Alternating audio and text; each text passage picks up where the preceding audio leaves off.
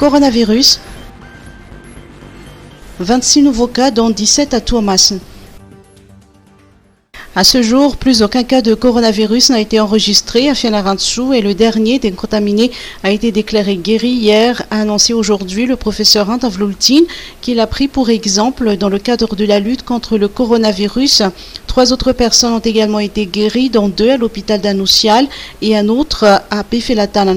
Toutefois, le combat n'est pas terminé. Les gestes barrières et les mesures sanitaires doivent être respectés. La lutte est d'autant plus dure puisque le nombre de contaminés au niveau national ne cesse d'augmenter. Hier, 26 nouveaux cas ont été enregistrés, dont 17 à Thomas, 8 à Antananarivo et 1 en provenance de Feneri-Vest. Selon les explications du professeur Antavloultine, le nouveau contaminé à Feneri-Vest a été dépisté à Ambatolampy. Depuis le 19 mars dernier, 9681 prélèvements et tests ont été réalisés à Madagascar, dont 612 cas confirmés. 459 personnes sont toujours en cours de traitement, dont 10 présentant la forme grave de la maladie. Injection contre le coronavirus, bientôt les essais cliniques. Le 3e protocole de traitement du Covid-19 dont les essais cliniques débuteront bientôt n'a rien à voir avec le Covid Organics, a tenu à préciser aujourd'hui le docteur Michel Saoundjamalal, médecin et directeur des études juridiques de la présidence. Le Covid Organics, c'est une médecine traditionnelle améliorée dont la transformation en injection irait à l'encontre de l'esprit même de sa conception, a-t-elle ajouté. Les essais cliniques concernent l'association de 2 médicaments qui sont déjà utilisés dans le monde. Le fait de connaître les composants actifs de ces 2 remèdes nous dispense de réaliser des essais in vitro ou sur des animaux. Selon toujours le docteur Michel Saoundjamalal, en revanche, ces essais cliniques reposent sur le principe du libre choix de traitement du médecin et de la libre participation des patients, a-t-elle précisé. Pour sa part, le professeur Luc Arakutuvau, biologiste, a tenu à souligner que l'injection en question n'est pas un vaccin, mais un médicament. Les scientifiques malgaches travaillent en collaboration avec des scientifiques étrangers, notamment des Mauriciens, Thaïlandais, Américains, dans l'élaboration de ce 3e protocole de traitement du Covid-19. Les recherches sont effectuées dans le respect des normes internationales. D'ailleurs, ce protocole a été intégré dans le projet Solidarity Trial de l'OMS. Le processus a obtenu l'accord du comité d'éthique et de l'Académie nationale des médecines. Pour ton charme et ta distinction, pour la sécurité et la durabilité que tu offres, je te choisis Tilcor. Retrouvez la tuile en acier traité revêtue de pierres naturelles de Tilcor. Résistant au climat tropical, au vent violent pour une garantie anti-corrosion de 25 ans. Tilcor, un véritable atout esthétique pour votre habitat. Différents coloris disponibles en magasin. Batimax, la qualité au meilleur prix.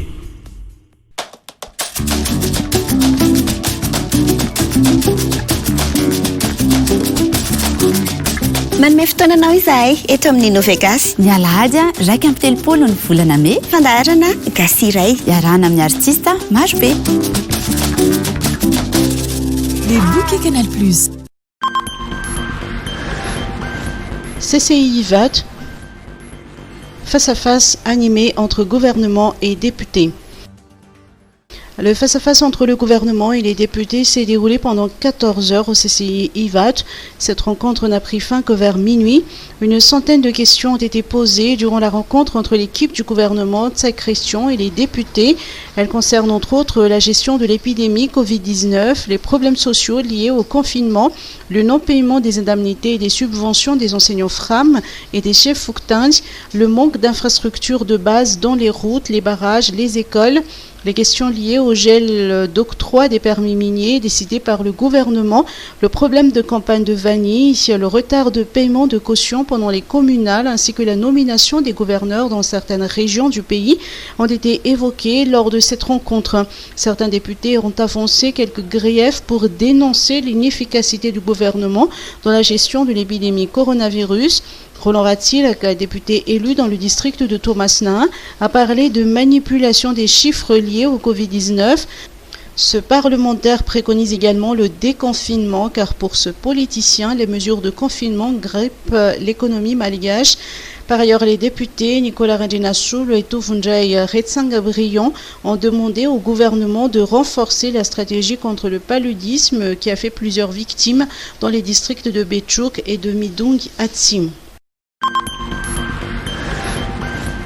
Lutte contre le Covid-19, réunion de l'OMC élargie d'Antananarive à Tsimoujan.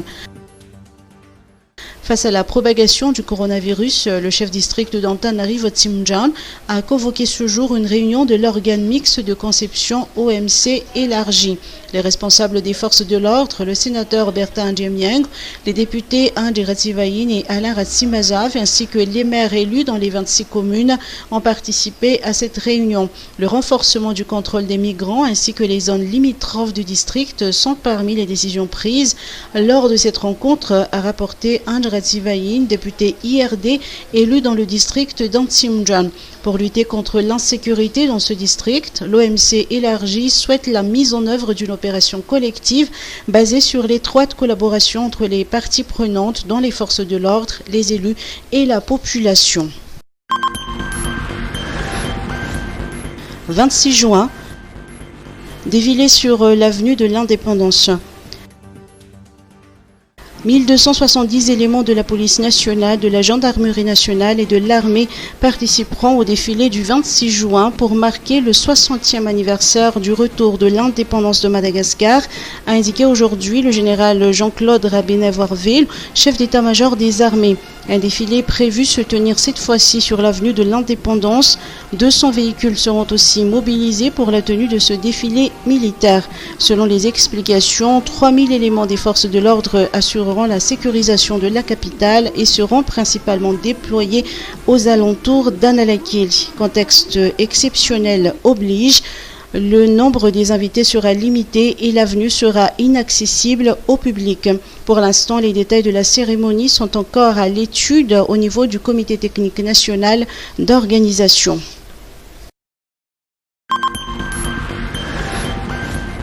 Association des Amis du patrimoine de Madagascar contre la transformation du Rouv. L'Association des Amis du patrimoine de Madagascar, APM, présidée par Désiré Razafnjazak, regrette que les travaux et transformations pour la restauration du Rouv à Antananarive n'ont pas bénéficié d'une consultation préalable, élargie et ciblée alors qu'ils sont controversés. L'association avait demandé notamment que l'identité visuelle et la sacralité du Rouv d'Antananarive soient respectées et que de nouveaux éléments visuels ne soient pas introduits eu égard à sa symbolique au niveau de la souveraineté nationale et à l'attachement de la population malgache dans sa grande majorité. L'association a exprimé sa préoccupation par rapport à la conférence de presse donnée par le ministère de la Communication et de la Culture devant l'état d'avancement des travaux et tout particulièrement l'aspect visuel d'une nouvelle construction architecturale, à savoir la mise en place d'un amphithéâtre en plein air et en béton dénommé Kianzamaswanj. Il apparaît de façon évidente que, outre son incongruité, cette structure n'a rien à voir avec l'architecture initiale du site, ni avec l'histoire de Madagascar, encore moins avec sa culture, a indiqué l'association. L'APM a tenu une nouvelle fois à exprimer son sentiment en tant qu'acteur de la société civile qui milite en faveur de la valorisation, la conservation, la promotion et la sauvegarde du patrimoine national.